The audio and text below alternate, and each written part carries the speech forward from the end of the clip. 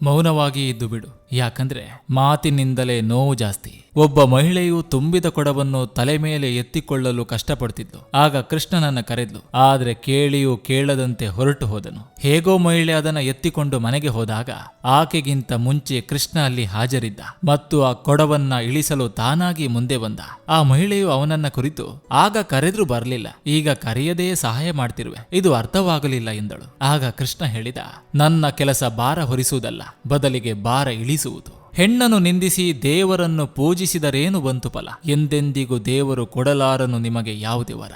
ದುಃಖದ ಬಗ್ಗೆನೇ ಚಿಂತಿಸತೊಡಗಿದ್ರೆ ಸದಾ ದುಃಖಿಯಾಗಿ ಉಳಿಯುವೆ. ಸುಖ ಸಂತೋಷಗಳನ್ನ ಧ್ಯಾನಿಸುತ್ತಿದ್ರೆ ಮುಂದೆ ಸುಖಿಯಾಗುವೆ. ಯಾಕಂದ್ರೆ ಮನಸ್ಸು ಹೆಚ್ಚಾಗಿ ಯಾವುದರ ಬಗ್ಗೆ ಧ್ಯಾನಗೊಳ್ಳುವುದೋ ಅದೇ ಸಕ್ರಿಯವಾಗುವುದು. ಧ್ಯಾನ ಮತ್ತು ಏಕಾಗ್ರತೆ ಈ ಪ್ರಪಂಚದ ಅತೀತ. ಮೈ ಬಗ್ಗಿಸಿ ದುಡಿದು ತಿನ್ನುವ ಅನ್ನ, ಕಷ್ಟಪಟ್ಟು ಗಳಿಸಿದ ಸಂಪಾದನೆ, ಇಷ್ಟದಿಂದ ಮಾಡುವ ದೈವ ಭಕ್ತಿ ಯಾರನ್ನೂ ಯಾವತ್ತೂ ಕೈಬಿಡುವುದಿಲ್ಲ. ಸರಳತೆ ಮೀರಿ ತೋರಿಕೆಯ ಬದುಕು, ಅತಿಯಾಗಿ ಒಬ್ಬರ ಮೇಲಿರುವ ನಂಬಿಕೆ, ಅಪಾರವಾದ ಪ್ರೀತಿ ನಂಬಿಕೆ, ಇದು ಯಾವತ್ತೂ ಒಳ್ಳೆಯದಲ್ಲ. ಒಳ್ಳೆಯ ಸಂಬಂಧ ಒಂದು ಪುಸ್ತಕವಿದ್ದಂತೆ. ಪುಸ್ತಕ ಎಷ್ಟೇ ಹಳೆಯದಾದ್ರೂ ಅದರಲ್ಲಿನ ಪದಗಳು ಬದಲಾಗುವುದಿಲ್ಲ. ನೇರವಾಗಿ ಮಾತನಾಡೋರ ಜೊತೆ ಯಾರೂ ಇರಲ್ಲ, ಬಣ್ಣ ಬಣ್ಣದ ಮಾತಾಡೋರ ಜೊತೆ ಎಲ್ಲರೂ ಇರ್ತಾರೆ. ಮೊದಲಿನ ಕಾಲದ ಜನರು ಒಬ್ಬರ ಕಷ್ಟಕ್ಕೆ ಸಹಾಯ ಸಹಕಾರ ಮಾಡಿ ಅವರ ಶಕ್ತಿ ಹೆಚ್ಚಿಸುತ್ತಿದ್ರು. ಆದರೆ ಈಗಿನ ಕಾಲದ ಜನರು ಕೊಡಬಾರದ ಕಷ್ಟ ಕೊಟ್ಟು ಬಿಪಿ ಶುಗರ್ ಹೆಚ್ಚಿಸ್ತಾರೆ. ಕಡೆಗಣಿಸುವ ಸಂಬಂಧಗಳ ಮುಂದೆ ಮನಸ್ಸು ಕಲ್ಲಾಗಬೇಕೇ ಹೊರತು ಕಣ್ಣೀರ್ ಹಾಕಬಾರ್ದು. ಸತ್ಯದ ಜೊತೆ ಬದುಕುವವನು ಯಾರಿಗೂ ಹೆದರಬೇಕಾಗಿಲ್ಲ. ಒಂಟಿಯಾದ ಮನವೊಂದು ಮೌನದ ಮುಖವಾಗಿತ್ತು. ಕಣ್ಣಂಚಿನ ಹನಿಯೊಂದು ಅಳಬೇಡ ಮನವೇ, ನಾ ಇರುವೆನು ಜೊತೆಗೆಂದು ಕೆನ್ನೆಗೆ ಹೇಳಿತು.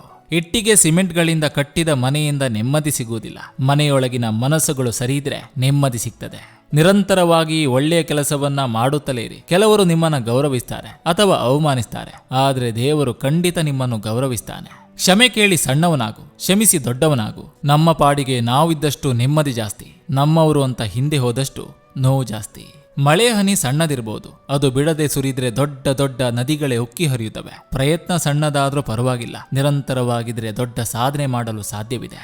ಇಷ್ಟ ಇರೋರು ಏನಾದ್ರೂ ಒಂದು ನೆಪ ಮಾಡಿಕೊಂಡು ಮಾತಾಡ್ಸೋಕೆ ಪ್ರಯತ್ನ ಪಡ್ತಾರೆ. ಇಷ್ಟ ಇಲ್ಲದೆ ಇರೋರು ಒಂದು ಸುಳ್ಳು ನೆಪ ಮಾಡಿಕೊಂಡು ದೂರ ಆಗೋಕೆ ಪ್ರಯತ್ನ ಪಡ್ತಾರೆ. ಶತ್ರುಗಳು ಮಾಡುವ ನೋವು ನಮ್ಮನ್ನ ಗಟ್ಟಿಗೊಳಿಸ್ತದೆ, ಆದ್ರೆ ನಮ್ಮವರೇ ಮಾಡುವ ನೋವು ನಮ್ಮನ್ನು ಮಾನಸಿಕವಾಗಿ ಕುಗ್ಗಿಸಿ ಬಿಡುತ್ತೆ. ಕಲ್ಲು ಹೃದಯ ಇದ್ದವರನ್ನ ಬದಲಿಸಬಹುದು, ಆದ್ರೆ ಕೊಳಕು ಮನಸ್ಸು ಇರೋರನ್ನ ಬದಲಿಸಲು ಸಾಧ್ಯವಿಲ್ಲ. ನಾನ್ ಹೇಗಪ್ಪ ಅಂದ್ರೆ, ನಾನ್ ಯಾರಿಗೂ ತೊಂದರೆ ಕೊಡೋದಿಲ್ಲ. ನನಗೆ ತೊಂದರೆ ಮಾಡಿದವರನ್ನ ಕ್ಷಮಿಸಿ ಬಿಡ್ತೇನೆ. ಆದ್ರೆ ನನ್ನ ಒಳ್ಳೆತನವನ್ನ ಅವರು ದೌರ್ಬಲ್ಯ ಅಂತ ತಿಳ್ಕೊಂಡ್ರೆ, ಪದೇ ಪದೇ ನನಗೆ ನೋವು ಕೊಟ್ರೆ, ಆಗ ನಾನು ಅಂತವರಿಂದ ತುಂಬಾನೇ ದೂರ ಉಳಿದು ಬಿಡ್ತೇನೆ. ಯಾಕಂದ್ರೆ ಅವರಂತೆ ತೊಂದರೆ ಕೊಡಲು ನನ್ನ ಮನಸ್ಸು ಒಪ್ಪುವುದಿಲ್ಲ. ನನ್ನಿಂದ ಯಾರಿಗೂ ತೊಂದರೆ ಆಗ್ಬಾರ್ದು ಅಷ್ಟೇ. ಮತ್ತೆ ನನ್ನಿಂದಾಗಿ ಯಾರಿಗಾದ್ರೂ ಸ್ವಲ್ಪ ನೋವಾದ್ರೂ ಅದು ನನಗೆ ಅವರಿಗಿಂತ 10 ಪಟ್ಟು ನೋವು ಕೊಡ್ತದೆ. ಯಾಕಂದ್ರೆ ನಾನಿರೋದೇ ಹೀಗೆ. ನೀವು ಯಾರಿಗಾದ್ರೂ ಮೋಸ ಮಾಡುವಲ್ಲಿ ಯಶಸ್ವಿಯಾದ್ರೆ ಆ ವ್ಯಕ್ತಿ ಮೂರ್ಖನಾದನೆಂದು ಭಾವಿಸಬೇಡಿ. ನಿಮ್ಮ ಯೋಗ್ಯತೆಗಿಂತ ಆತ ಹೆಚ್ಚು ನಿಮ್ಮನ್ನ ನಂಬಿದ್ದ ಎಂದು ತಿಳಿದುಕೊಳ್ಳಿ. ಹೆಣ್ಣಿಗೆ ಪ್ರೀತಿಸೋದು ಗೊತ್ತು, ಆ ಪ್ರೀತಿಗೆ ಬೆಲೆ ಸಿಕ್ಕದೆ ಹೋದಾಗ ಅದನ್ನ ಬಿಟ್ಟು ಸ್ವಾಭಿಮಾನದಿಂದ ಬದುಕೋದು ಗೊತ್ತು. ಕೆಲ ಜನರು ತಮ್ಮ ವಿಷಯ ಬೆಟ್ಟದಷ್ಟು ದೊಡ್ಡದಾಗಿದ್ರು ಬೇರೆಯವರ ವಿಷಯ ಹೇಳೋದು ಮಾತ್ರ ಬಿಡೋದಿಲ್ಲ. ಒಳ್ಳೆಯ ಸಮಯಕ್ಕಿಂತ ಒಳ್ಳೆಯ ಮನುಷ್ಯನ ಸಂಬಂಧವಿರಲಿ. ಯಾಕಂದ್ರೆ ಒಳ್ಳೆಯ ಮನುಷ್ಯ ಒಳ್ಳೆಯ ಸಮಯವನ್ನು ತರಬಲ್ಲ, ಆದ್ರೆ ಒಳ್ಳೆಯ ಸಮಯವು ಒಳ್ಳೆಯ ಮನುಷ್ಯನನ್ನ ತರಲಾರದು. ಜೀವನದಲ್ಲಿ ತಿಳಿಸಿ ಹೋದವ್ರಿಗಿಂತ ತಿವಿದು ಹೋದವರೇ ಜಾಸ್ತಿ. ಅತ್ತು ಕೇಳಿದರೂ ಕೊಡಲಾರದವರು ಸತ್ತ ಮೇಲೆ ಕೊಡುವರೆ. ಭ್ರಮೆಯಲ್ಲಿ ಬದುಕುವುದಕ್ಕಿಂತ ವಾಸ್ತವದಲ್ಲಿ ಬದುಕಬೇಕು. ಹಣವಂತರ ಜೊತೆ 100 ವರ್ಷ ಬದುಕುವುದಕ್ಕಿಂತಲೂ ಹೃದಯವಂತರ ಜೊತೆ 3 ದಿನ ಬದುಕಿದ್ರೂ ಜೀವನ ಸಾರ್ಥಕ. ಜೀವನದ ಪಯಣದಲ್ಲಿ ನಿಲ್ಲದ ನೋವಿಗೆ, ನಿಲುಕದ ನೆಮ್ಮದಿಗೆ ಮನಸ್ಸು ಕಲ್ಲಾಗಿದೆ. ಕಾಯ್ಬೇಕು, ಕಷ್ಟಗಳಿಗೂ ಸಾವಿದೆ.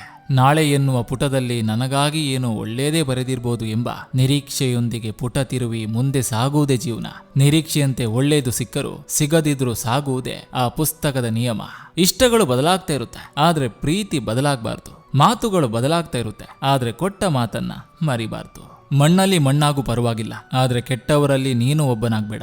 ಬಡತನ ಶಾಶ್ವತವಲ್ಲ, ಸಿರಿತನ ಶಾಶ್ವತವಲ್ಲ. ನೀನು ತೋರುವ ಮಾನವೀಯತೆಯ ಗುಣವೊಂದೇ ಶಾಶ್ವತ. ಮಾತಾಡಿದ್ರೆ ನೋವಾಗಬಾರ್ದು, ಸ್ನೇಹ ಮಾಡಿದ್ರೆ ದೂರ ಆಗಬಾರ್ದು, ನುಡಿದ್ರೆ ಮಾತಿಗೆ ತಪ್ಪಾಗಬಾರ್ದು. ಯಾರನ್ನು ಮದುವೆ ಆಗ್ತೀಯಾ, ಹೇಗೆ ಮದುವೆ ಆಗ್ತೀಯಾ, ಎಲ್ಲಿ ಮದುವೆ ಆಗ್ತೀಯ ಅನ್ನೋದಲ್ಲ ಮುಖ್ಯ. ತಾಳಿ ಕಟ್ಟಿದ್ಮೇಲೆ ತವರನ್ನೇ ಬಿಟ್ಟು ಬರೋ ಹೆಂಡತಿನ ಮದುವೆ ಆದ್ಮೇಲೆ ಹೆಂಗೆ ನೋಡ್ಕೊಳ್ತೀಯ ಅನ್ನೋದೇ ಮುಖ್ಯ. ಒಬ್ಬರ ಮನಸ್ಸು ನೋಯಿಸೋದು ಬಾವಿಗೆ ಕಲ್ಲು ಎಸೆದಷ್ಟೇ ಸುಲಭ, ಆದ್ರೆ ಆ ಕಲ್ಲು ಎಷ್ಟು ಆಳಕ್ಕೆ ಹೋಗಬಹುದು ಎಂದು ಎಸೆದವರಿಗೆ ತಿಳಿಯುವುದಿಲ್ಲ. ನಂಬಿಕೆ ಎನ್ನುವುದು ತುಂಬಾ ದುಬಾರಿ, ಅದನ್ನ ಕಂಡವ್ರಿಗೆಲ್ಲ ಕೊಡಬೇಡಿ. ಯೋಗ್ಯತೆ ಇರುವವರು ಮಾತ್ರ ಅದನ್ನ ಪಡ್ಕೊಳ್ಳಲು ಸಾಧ್ಯ.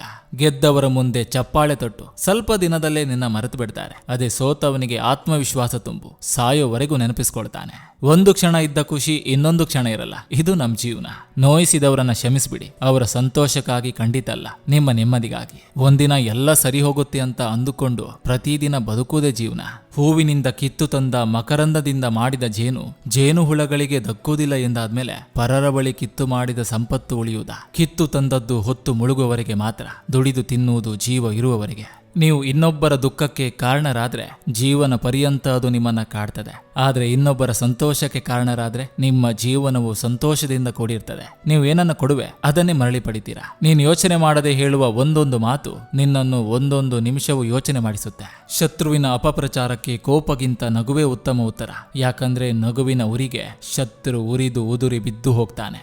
ಬದುಕಿರೋ ವ್ಯಕ್ತಿನ ಬೀಳಿಸಲು ಮತ್ತು ಸತ್ತಿರೋ ಮನುಷ್ಯನನ್ನ ಎತ್ತಲು ಜನ ತುಂಬಾ ಬೇಗ ಜೊತೆ ಆಗ್ತಾರೆ ಅಲ್ವಾ? ಹೆಣ್ಣು ಮಾಯೆಯಲ್ಲ, ಒಂದು ಮನೆಯ ಛಾಯೆ.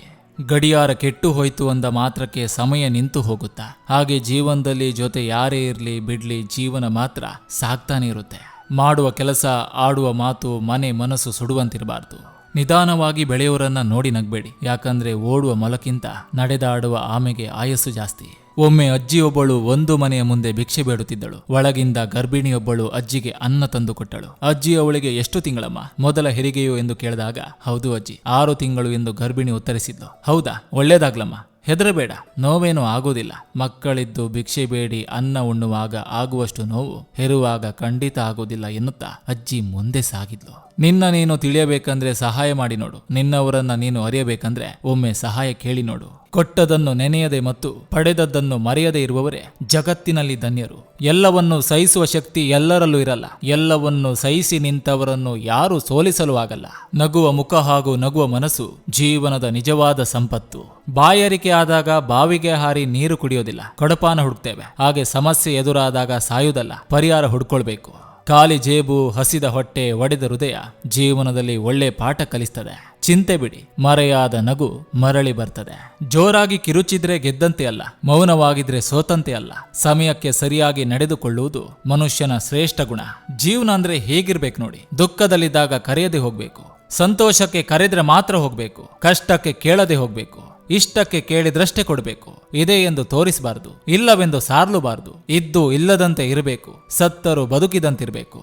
ಜೀವನದಲ್ಲಿ ಸೋಲುಕೊಂಡ ವ್ಯಕ್ತಿಗಳ ಜೊತೆ ಸ್ವಲ್ಪ ಹೊತ್ತು ಕುಳಿತುಕೊಳ್ಳಿ. ಯಾಕಂದ್ರೆ ಅವರ ಬಳಿ ಅಹಂಕಾರವಿರುವುದಿಲ್ಲ, ಅನುಭವವಿರುತ್ತದೆ. ಎಲ್ರಿಗೂ ನಮಸ್ಕಾರ, ನಾನು ನಿಮ್ಮ AK ಶೆಟ್ಟಿ ನೋಡೋರು. ಈ ವಿಡಿಯೋ ನಿಮ್ಗೆ ಇಷ್ಟವಾಗಿದ್ರೆ ದಯವಿಟ್ಟು ಒಂದು ಲೈಕ್ ಮಾಡಿ, ಜೊತೆಗೊಂದು ಕಮೆಂಟ್ ಮಾಡಿ ಅಂತ ಹೇಳ್ತಾ, ನೀವಿನ್ನು ನನ್ನ ಚಾನಲ್ಗೆ ಮೊದಲ ಭೇಟಿ ಕೊಟ್ಟಿದ್ರೆ ದಯವಿಟ್ಟು ಸಬ್ಸ್ಕ್ರೈಬ್ ಮಾಡಿ, ಪಕ್ಕದಲ್ಲಿರುವಂತಹ ಬೆಲ್ ಬಟನ್ ಅನ್ನು ಕ್ಲಿಕ್ ಮಾಡಿ. ಮತ್ತೆ ಮುಂದಿನ ಸಂಚಿಕೆಯೊಂದಿಗೆ ಅತಿ ಶೀಘ್ರದಲ್ಲಿ ನಿಮ್ಮನ್ನ ಭೇಟಿ ಆಗ್ತೇನೆ. ಎಲ್ರಿಗೂ ಒಳ್ಳೆಯದಾಗ್ಲಿ.